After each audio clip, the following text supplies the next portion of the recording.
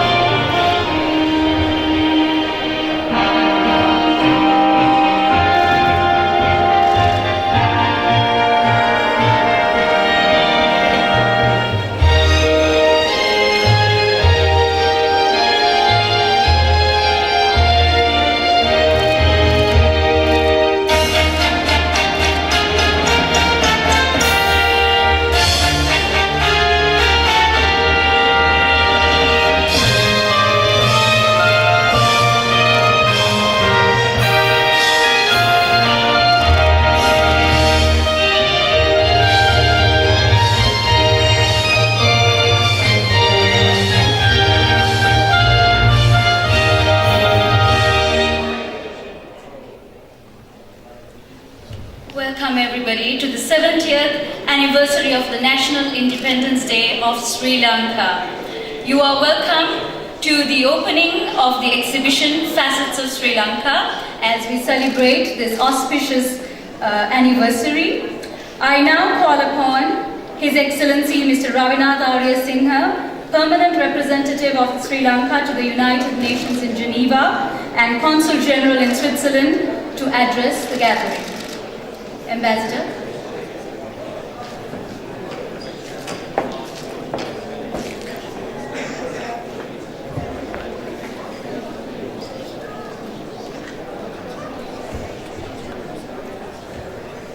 Director General of the UNO in Geneva, Mr. Michael Muller, Director General WIPO, Dr. Francis Gurry, heads of UN agencies, WTO and intergovernmental organizations in Geneva, Excellencies, friends, colleagues, ladies and gentlemen.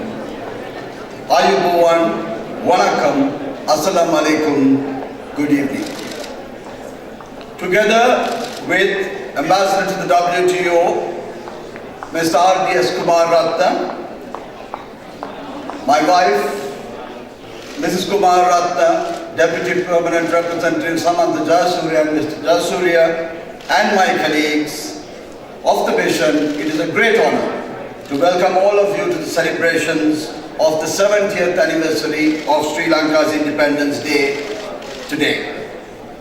Addressing the nation at the National Independence Day ceremony on the morning of 4th February 2018, President Maithripala Sirisena, while drawing attention to the challenges that the country had to grapple with and the opportunities and responsibilities before us as a country in order to move forward, said, and I quote, "The country had to fight a 26-year-old battle to free Sri Lanka from the grip of the brutal separatist terrorism of the LTT.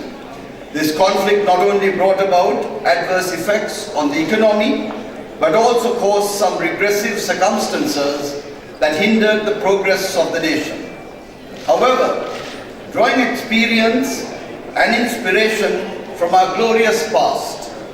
The nation's intellectuals, professionals and citizens are fulfilling their responsibilities to ensure the country's success.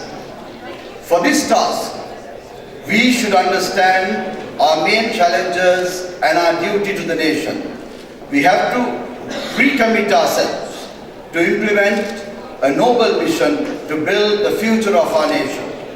We must embrace such a mission and give life to it. Today, under the leadership of President Maithripala Sirisena and Prime Minister Ranil Wickremesinghe, the government of Sri Lanka aims to sustain freedom for all its people and strong human development indicators that are on par with international standards.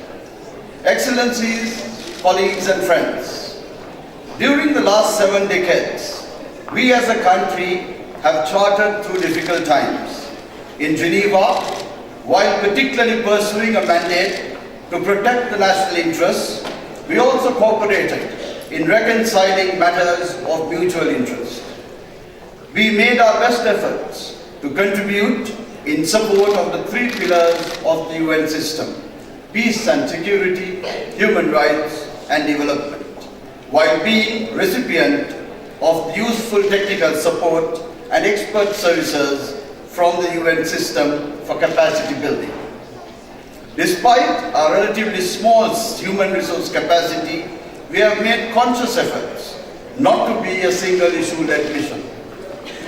Sri Lanka has never shied away from taking its fair share of responsibility in the UN system and has given leadership to a wide range of issues from disarmament, development of international law, human rights, development of child rights, migration, intellectual property, health, etc. This has helped Sri Lanka to build an image as a moderate and progressive partner able to bridge differences and build consensus. The segment in Facets of Sri Lanka exhibition titled Sri Lanka in Geneva depicts our collective efforts, and we wish to dedicate it to all of you, colleagues from missions accredited to the UN in Geneva, the UNO, UN agencies, WTO and other international organizations who over the years have supported Sri Lanka and contributed to Sri Lanka's standing in Geneva. The other segments of the exhibition around you, reflections of Sri Lanka's foreign relations, IP assets, travel and tourism, buy and invest in Sri Lanka, flavors of Sri Lanka and rhythms of Sri Lanka, try to present to you here in Geneva, in the YPO auditorium, a touch and feel of Sri Lanka. I invite all of you to visit Sri Lanka to feel the real touch of it. To all the staff of the mission who, together with Ambassador Kumar Ratna and I, who have worked towards getting this exhibition together with great commitment and dedication, I pay great particular tribute. However, without the generous support and collaboration of the Director General of WIPO, Dr. Francis Gurry, and his staff in the Protocol and Management Division, whose creative contribution we have in abundance, particularly Mr. Obama, the Facets of Sri Lanka exhibition would not have been a reality. For this, I thank them and all those who in many ways have contributed to this evening. Our appreciation also goes to the Secretary of the Ministry of Internal Affairs, Waka Development and Cultural Affairs of Sri Lanka, who is with us today with the National Dance Ensemble of Sri Lanka, with renowned artistic director Mr. Ravi Bandhu Vidyapati, who will perform to you in a short while and in a longer version later tonight. Excellencies and colleagues, before I conclude my remarks, allow me to strike a personal note. As some of you are already aware, I will be completing my tour of duty as the permanent representative to the UNO and other international organizations in Geneva at the conclusion of this month. after a tenure of 5.5 years.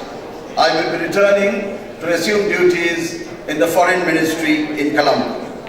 Let me say that it has been my personal honor and privilege that this occasion coincides in such a way, allowing me to formally bid farewell to you in a fairly